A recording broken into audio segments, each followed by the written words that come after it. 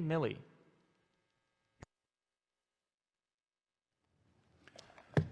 But we can come here. We can see the relics and hear the stories through the eyes and the voices of the individual soldiers who endured so much for the cause of freedom and their unrelenting devotion to the Constitution of the United States, the moral North Star for all of us in uniform. It is that document that gives purpose to our service. It is that document that gives purpose to this museum. And we in uniform are willing to die to pass it on to the next generation. In it are the ideas and the values that make up this experiment called the United States of America. And the motto of the United States Army for over 200 years, since 14 June 1775, the motto has been, "This we will defend." And the "this" refers to the Constitution and to protect the liberty of the American people. You see, we are unique among armies. We are unique among militaries. We do not take an oath to a king or a queen, a tyrant or a dictator. We do not take an oath to an individual. No, we do not take an oath to a country, a tribe, or a religion. We take an oath to the Constitution. And every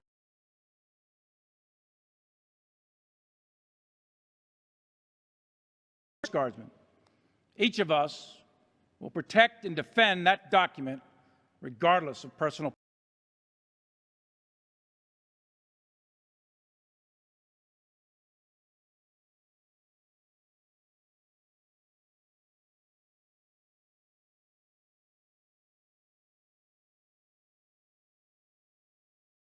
There's no shortage of things that are going on in the country. It's pretty bad, right? You don't have to turn on the news to know how bad it is. We're $33 trillion in debt. We're having to borrow money just to make our interest payments. China owns some of that debt. I would love to tell you that Biden did that to us, and he sent us down this socialism creep that's dangerous that we have to stop. But our Republicans did that to us too. In the 2024 budget, Republicans put in $7.4 billion worth of pet projects and earmarks. Democrats put in $2.8 billion. Now you tell me who the big spenders are.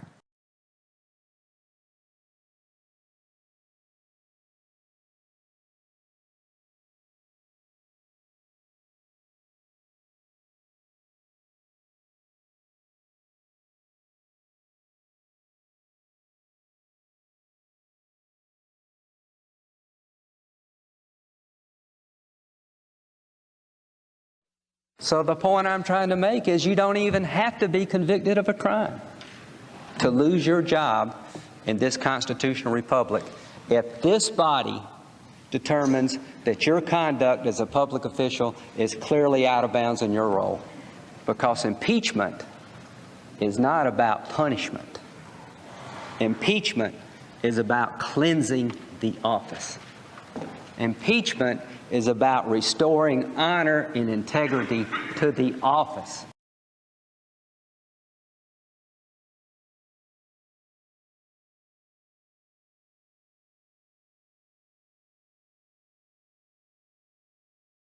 What is your reaction to hearing what Donald Trump says? Disgusted.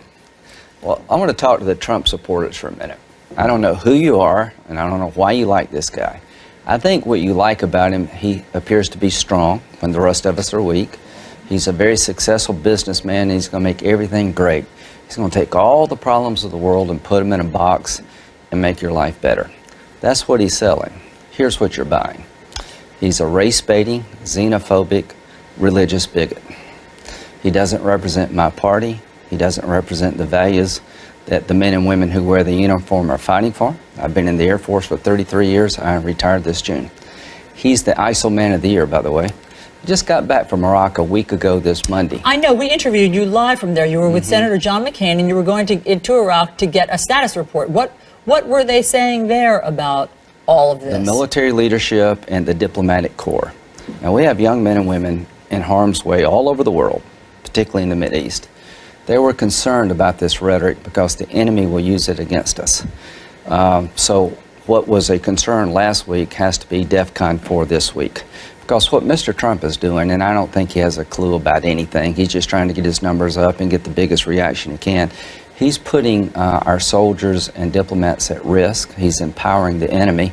And this ban, if it's actually enacted, would take people who have been interpreters, who came to our side in Iraq and Afghanistan, who are under siege in their own countries, and basically becomes a death sentence for them. You're saying he's empowering the enemy. Yes. You draw a direct line between his rhetoric and what, recruitment for ISIS? Yeah, they use that to turn the region against us.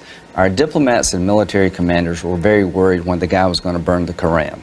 Remember that, the guy in Florida? Yep. I've been there 36 times. I can tell you that most Muslims, most people in the faith, reject this radical ideology. The reason we'll win this war is because very few fathers and mothers want to turn their daughters over to ISIL. The way you win the war, just don't kill terrorists. You invest in the lives of others. Young people in the Mideast are less sectarian.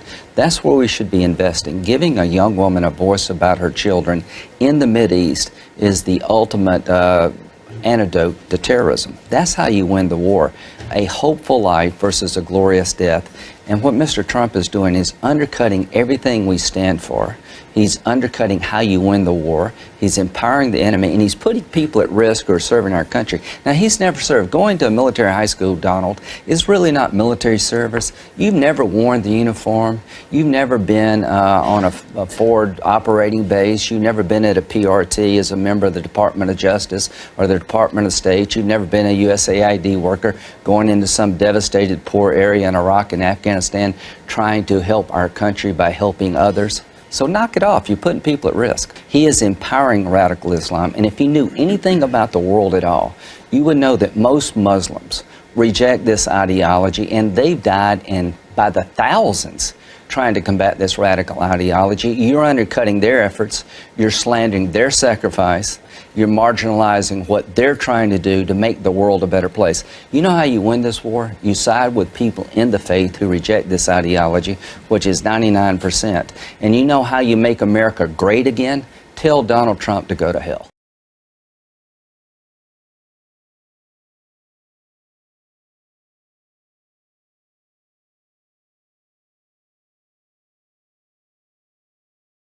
And I also didn't like the way he was spouting the big lie.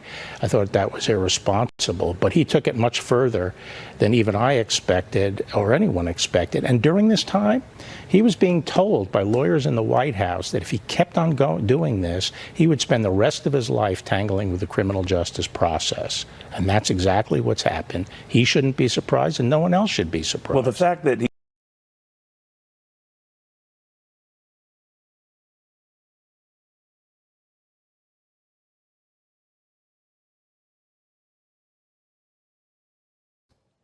January 6th was a disgrace. American citizens attacked their own government. They used terrorism to try to stop a specific piece of domestic business they did not like. Fellow Americans beat and bloodied our own police. They stormed the Senate floor. They tried to hunt down the Speaker of the House. They built a gallows and chanted about murdering the Vice President. They did this because they'd been fed wild falsehoods by the most powerful man on earth. Because he was angry he'd lost an election. Former President Trump's actions preceded the riot were a disgraceful dereliction of duty. The House accused the former president of, quote, incitement. That is a specific term from the criminal law. Let me just put that aside for a moment and reiterate something I said weeks ago. There's no question, none, that President Trump is practically and morally responsible for provoking the events of the day. No question about it. The people who stormed this building believed they were acting on the wishes and instructions of their president. And having that belief was a foreseeable consequence of the growing crescendo of false statements, conspiracy theories, and reckless hyperbole, which the defeated president kept shouting into the largest megaphone on planet Earth. The issue is not only the president's intemperate language on January 6th. It is not just his endorsement of remarks in which an associate urged, quote, trial by combat. It was also the entire manufactured atmosphere of looming catastrophe, the increasingly wild myths about a reverse landslide election that was somehow being stolen, some secret coup by our now president. Now, I defended the president's right to bring any complaints to our legal system. The legal system spoke. The Electoral College spoke. As I stood up and said clearly at that time, the election was settled. It was over. But that just really opened a new chapter of even wilder, and more unfounded claims. The leader of the free world cannot spend weeks thundering that shadowy forces are stealing our country and then feign surprise when people believe him and do reckless things. Now, sadly, many politicians sometimes make overheated comments or use metaphors. We saw that unhinged listeners might take literally, but that was different. That's different from what we saw. This was an intensifying crescendo of conspiracy theories orchestrated by an outgoing president who seemed determined to either overturn the voters' decision or else torch our institutions on the way out. The unconscionable behavior did not end when the violence actually began. Whatever our ex-president claims he thought might happen that day, whatever reaction he says he meant to produce, by that afternoon, we know he was watching the same live television as the rest of us. A mob was assaulting the Capitol in his name. These criminals were carrying his banners, hanging his flags, and screaming their loyalty to him. It was obvious that only President Trump could end this. He was the only one who could. Former aides publicly begged him to do so. Loyal allies frantically called the administration. The president did not act swiftly.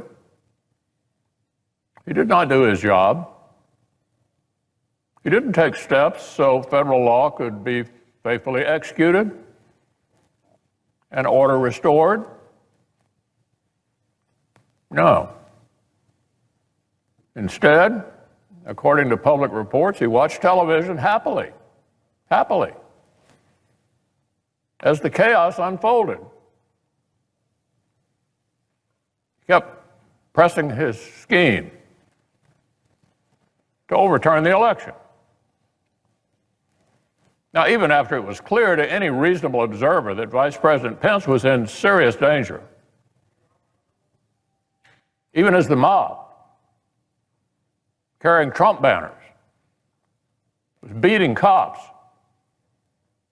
and breaching perimeters, the president sent a further tweet attacking his own vice president.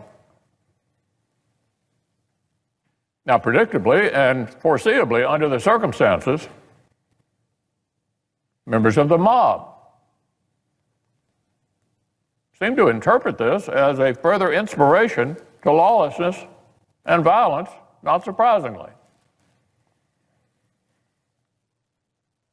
Later, even when the president did half-heartedly begin calling for peace, he didn't call right away for the riot to end. He did not tell the mob to depart until even later. And even then, with police officers bleeding and broken glass covering Capitol floors, he kept repeating election lies and praising the criminals.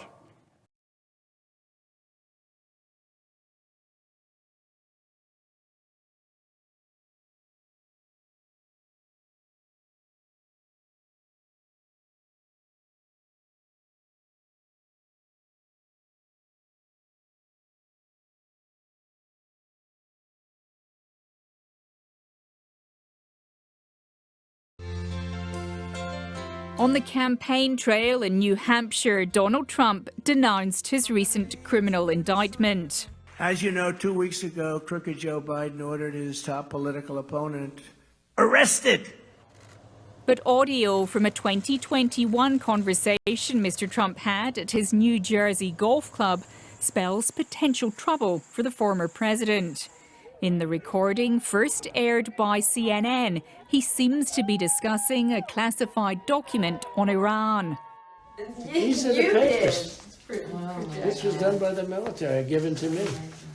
I think we can probably, right?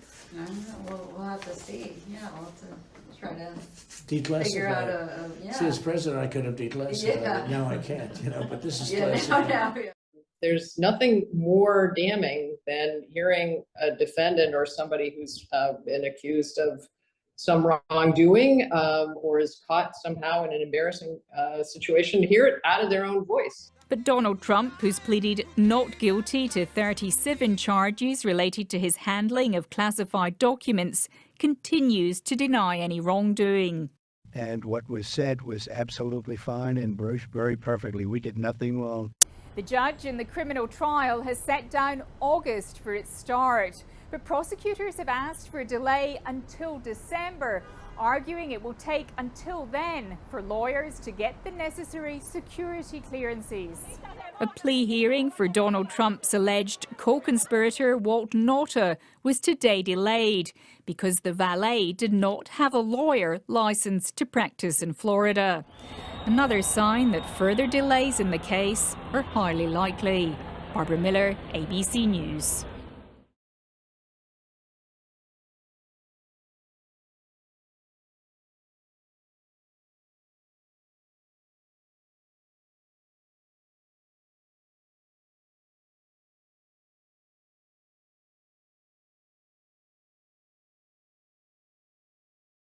Trump is going to make a determination what he thinks is great for the country and what's fair for the country. But the fact that I was able to terminate Roe v. Wade after 50 years of trying, they worked for 50 years. I've never seen anything like it. They worked, and I was so honored to have done it. Well, I did something that nobody thought was possible. I got rid of Roe v. Wade. And by doing that, it put pro-lifers in a very strong negotiating position. Nobody did a job like I did, including Roe v. Wade, bringing it back to the states. What I did by killing Roe v. Wade, which everyone said was impossible. Former President Donald Trump taking credit, as he should, for the overturning of Roe v. Wade.